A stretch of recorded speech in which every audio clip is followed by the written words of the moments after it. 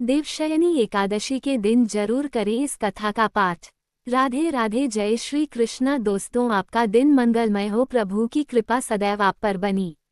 Video को पूरा अवश्य देखें, कथा को पूरा सुने ताकि उसका पूर्ण फल आपको प्राप्त हो। अगर आपको वीडियो अच्छी लगती है तो वीडियो को लाइक करें, चैनल को सब्सक्राइब करें, कमेंट में जय श्री हरि विष्णु जरूर लिखें। आषाढ़ माह के शुक्ल पक्ष की एकादशी को देवशयनी एकादशी के नाम से जाना जाता है। देवशयनी एकादशी से ही विष्णु जी 4 माह के लिए योग निद्रा में चले जाते हैं। इस दौरान मुंडन संस्कार, शादी विवाह, सगाई, गृह प्रवेश समेत सभी मांगलिक कार्यों पर रोक लग जाती है। इस साल 6 जुलाई को देवशयनी एकादशी मनाई जाएगी। यह विशेष दिन श्रीहरि विष्णु और मां लक्ष्मी की पूजा के लिए शुभ माना गया है। एकादशी व्रत के दिन व्रती को एकादशी व्रत कथा का पाठ जरूर करना चाहिए। ऐसा माना जाता है कि व्रत कथा का पाठ करने से भगवान विष्णु की कृपा से सभी मनोकामनाएं पूरी हो जाती हैं और मृत्यु के पश्चात मोक्ष की प्राप्ति होती है और समस्त पापों से मुक्ति मिलती है। देवशयनी एकादशी की व्रत कथा। देवशयनी एकादशी व्रत कथा। धर्मराज युधिष्ठिर ने कहा, हे केशव, आषाढ़ शुक्ल एकादशी का क्या नाम है? इस व्रत के करने की विधि क्या है और किस देवता का पूजन किया जाता है? श्री कृष्ण कहने लगे कि हे युधिष्ठिर, जिस कथा को ब्रह्मा जी ने नारद जी से कहा था वही मैं तुमसे कहता हूँ। एक बार देवऋषि नारद जी ने ब्रह्मा जी से इस एकादशी के विषय में जानने की उत्सुकता प्रकट की। तब ब्रह्मा जी ने उन्हें बताया, सतयुग में मांधाता नामक एक चक्रवर्ती सम्राट राज्य करते थे। उनके राज्य में प्रजा बहुत सुखी थी, किंतु भविष्य में क्या हो जाए यह कोई नहीं जानता। अतः वे भी इस बात से अनभिज्ञ थे कि उनके राज्य में शीघ्र ही भयंकर अकाल पड़ने वाला है। उनके राज्य में पूरे 3 वर्ष तक वर्षा न होने के कारण भयंकर अकाल पड़ा। इस अकाल से चारों ओर त्राही त्राही मच गई। धर्म पक्ष के यज्ञ, हवन, पिंडदान, कथा व्रत आदि में कमी हो गई। जब मुसीबत पड़ी हो तो धार्मिक कार्यों में प्राणी की रुचि कहाँ रह जाती है। प्रजा ने राजा के पास जाकर अपनी वेदना की दुहाई दी। राजा तो इस स्थिति को लेकर पहले से ही दुखी थे। वे सोचने लगे कि आखिर मैंने ऐसा कौन सा पाप कर्म किया है जिसका दंड मुझे इस रूप में मिल रहा है। फिर इस कष्ट से मुक्ति पाने का कोई साधन करने के उद्देश्य से राजा सेना को लेकर जंगल की ओर चल दिए। वहां विचरण करते करते एक दिन वे ब्रह्मा जी के पुत्र अंगिरा ऋषि के आश्रम में पहुंचे और उन्हें साष्टांग प्रणाम किया। ऋषिवर ने आशीर्वचनोपरांत कुशल क्षेम पूछा। फिर जंगल में विचरने व अपने आश्रम में आने का प्रयोजन जानना चाहा। तब राजा ने हाथ जोड़कर कहा, महात्मन, सभी प्रकार से धर्म का पालन करता हुआ भी मैं अपने राज्य में दुर्भिक्ष का दृश्य देख रहा हूँ। आखिर किस कारण से ऐसा हो रहा है, कृपया इसका समाधान करें। ये सुनकर महर्षि अंगिरा ने कहा, हे राजन, सब युगों से उत्तम ये सतयुग है। इसमें छोटे से पाप का भी बड़ा भयंकर दंड मिलता है। इसमें धर्म अपने चारों चरणों में व्याप्त रहता है। ब्राह्मण के अतिरिक्त किसी अन्य जाति को तप करने का अधिकार नहीं है, जबकि आपके राज्य में एक शूद्र तपस्या कर रहा है। यही कारण है कि आपके राज्य में वर्षा नहीं हो रही है। जब तक वह काल को प्राप्त नहीं होगा तब तक ये दुर्भिक्ष शांत नहीं होगा। दुर्भिक्ष की शांति उसे मारने से ही संभव है, किंतु राजा का हृदय एक नरपराध शूद्र तपस्वी का शमन करने को तैयार नहीं हुआ।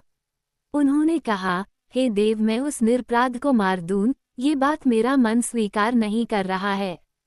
कृपा करके आप कोई और उपाय बताएं। महर्षि अंगिरा ने बताया, आषाढ़ माह के शुक्ल पक्ष की एकादशी का व्रत करें।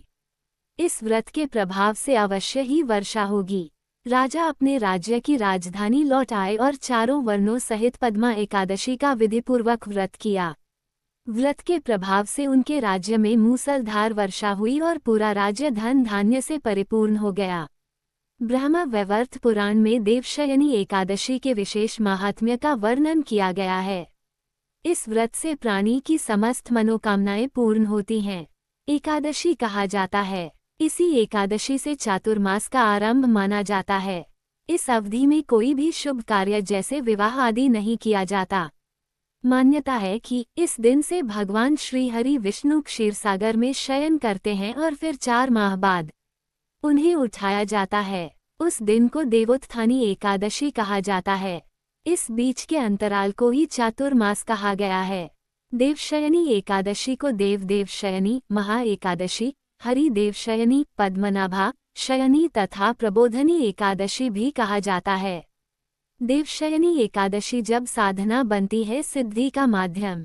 धर्म ही वह श्रेष्ठ आचरण है जो मानव को अनादिकाल से संयमित रूप से संचालित कर रहा है। धर्म जीवन की उस मूल ऊर्जा का नाम है जो व्यक्ति को सही और गलत में भेद करना सिखाकर सुख समृद्धि का मार्ग प्रशस्त करता है।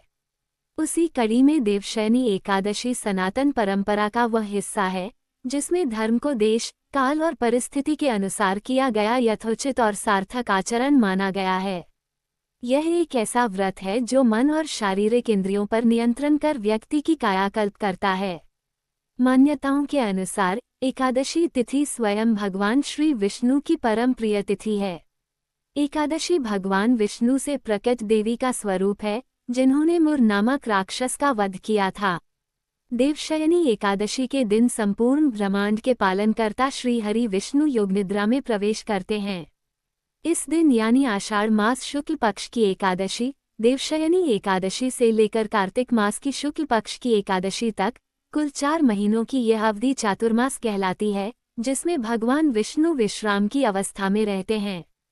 देवशयनी एकादशी को विष्णु शयनी एकादशी आदि कई नामों से जाना जाता है। इस तिथि से प्रारंभ चातुर्मास की अवधि में साधक व्रत रखकर प्रतिदिन सूर्योदय के समय स्नानादि से निवृत्त होकर भगवान विष्णु की आराधना करते हैं। देवशयनी एकादशी के दिन संकल्प के साथ चातुर्मास व्रत साधना का प्रारंभ करना चाहिए। हे देव, मैंने यह व्रत आपकी उपस्थिति में लिया है। यदि आप मेरे प्रति अनुग्रह करें तो यह व्रत साधना निर्विघ्न पूर्ण हो जाए। चातुर्मास के दौरान भगवान विष्णु का विश्राम ब्रह्मांडीय ऊर्जा के संतुलन के लिए होता है। आज भी लोग देवशयनी एकादशी से चातुर्मास का व्रत नियम संयम पूर्वक रखते हैं, जिसमें एक बार भोजन करते हैं तथा स्वास्थ्य लाभ के लिए श्रावण मास में शाक, भाद्रपद मास में दही, आश्विन मास में दूध और कार्तिक मास में दाल ग्रहण नहीं करते। ऐसा करने से स्वास्थ्य उत्तम रहता है। इस तिथि से जब भगवान विष्णु योगनिद्रा में होते हैं तब सभी प्रकार के शुभ कार्य जैसे विवाह, गृह प्रवेश, यज्ञोपवीत संस्कार इत्यादि इस अवधि में नहीं किए जाते हैं। मान्यता है कि जब ब्रह्मांड के पालनकर्ता ही विश्राम कर रहे हों तब मंगल कार्य आरंभ करना उचित नहीं होता। इसलिए इन 4 महीनों में संयम, साधना और व्रत पर विशेष बल दिया गया है। देवशयनी एकादशी क्यों है महत्वपूर्ण? देवशयनी एकादशी वैष्णवों और भगवान विष्णु के भक्तों के लिए बहुत धार्मिक महत्व रखती है। ये प्रसिद्ध जगन्नाथ रथ यात्रा के ठीक बाद मनाई जाती है और चातुर्मास की शुरुआत होती है। चातुर्मास आध्यात्मिक चिंतन, भक्ति और ध्यान लगाने का समय माना जाता है। इस दिन सभी भक्त एकादशी व्रत उपवास रखते हैं, भगवान विष्णु की पूजा करते हैं और विष्णु सहस्रनाम का जाप भी करते हैं। ये दिन भगवान विष्णु की योगनिद्रा के दौरान उनके संरक्षण में अपने मन और आत्मा को समर्पित करने का प्रतीक है। देवशयनी एकादशी का शुभ मुहूर्त। देवशयनी एकादशी की तिथि 5 जुलाई को शाम 6:58 पर शुरू होगी और तिथि का समापन 6 जुलाई को रात 9:14 पर होगा। देवशयनी एकादशी के व्रत का पारण 7 जुलाई को सुबह 5:29 से लेकर 8:16 तक रहेगा। देवशयनी एकादशी व्रत का पारण कब करें? एकादशी व्रत का पारण 7 जुलाई 2025 को किया जाएगा। व्रत पारण का शुभ मुहूर्त सुबह 5:29 से सुबह 8:16 तक रहेगा। देवशयनी एकादशी व्रत पारण की विधि। एकादशी व्रत का पारण द्वादशी तिथि को किया जाता है। व्रत पारण से पहले स्नान करके स्वच्छ वस्त्र धारण करें, भगवान विष्णु की पूजा करें और उन्हें प्रणाम करें। व्रत पारण का संकल्प लें। जल या तुलसी दल का सेवन करें। किसी गरीब या जरूरतमंद को अपनी सामर्थ्य अनुसार दान करें। देवशयनी एकादशी पूजा विधि। देवशयनी एकादशी के दिन प्रातः स्नान आदि से निवृत्त होकर भगवान विष्णु का स्मरण करना चाहिए। इसके बाद पीले रंग का आसन बिछाकर उस पर विष्णु जी की प्रतिमा स्थापित करें। भगवान विष्णु को धूप, दीप, अक्षत, पीले फूल चढ़ाकर षोडशोपचार पूजन करें। भगवान विष्णु को पीले रंग का प्रसाद चढ़ाएं। धार्मिक मान्यताओं में देवशयनी एकादशी व्रत सबसे श्रेष्ठ एकादशी मानी जाती है। माना जाता है कि इस दिन विधि विधान से व्रत और पूजा करने से व्यक्ति के सभी पापों का नाश हो जाता है। देवशयनी एकादशी पर मिलेंगे वरदान। सामूहिक पापों और समस्याओं का नाश होता है। साथ ही व्यक्ति का मन भी शुद्ध होता है। दुर्घटनाओं के योग भी टल जाते हैं। इस एकादशी के बाद से शरीर और मन को नया किया जा सकता है। देवशयनी एकादशी पर करें तुलसी के 3 उपाय, खुशियों से भर जाएगा जीवन, पूरी होगी हर मनोकामना। हिंदू धर्म में देवशयनी एकादशी का बहुत महत्व माना गया है। ये बहुत ही पुण्यदायक दिन है जो दान धर्म के लिए बहुत ही खास माना गया है। इस दिन भगवान विष्णु 4 महीने की योग निद्रा में चले जाते हैं। यह अवधि 4 महीने की होती है, जिस वजह से इसे चातुर्मास के नाम से पहचाना जाता है। देवशयनी एकादशी के बाद किसी तरह के मांगलिक कार्य नहीं होते हैं। इस साल 6 जुलाई को एकादशी का पर्व पड़ रहा है।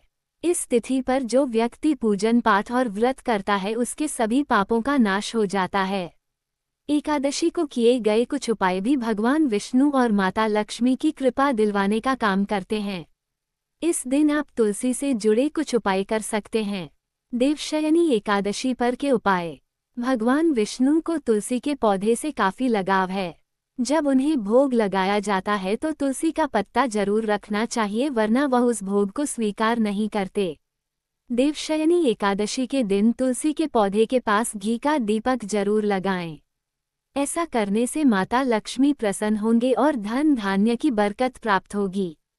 तुलसी की पूजन। एकादशी पर भगवान विष्णु और माता लक्ष्मी की पूजन पाठ तो सभी करते हैं, लेकिन इस दिन तुलसी की पूजन भी अवश्य करनी चाहिए। अपनी मनोकामना बोलते हुए तुलसी पर लाल चुनरी चढ़ाएं। ऐसा करने से सुख समृद्धि का आशीर्वाद प्राप्त होगा। बांध दे कलावा। अगर आपका कोई काम लंबे समय से पूरा नहीं हो पा रहा है, हर तरह की कोशिश करने के बावजूद भी काम अधूरा रह जाता है, इसके लिए आपको तुलसी के पौधे के सामने बैठकर अपनी मनोकामना बोलनी होगी।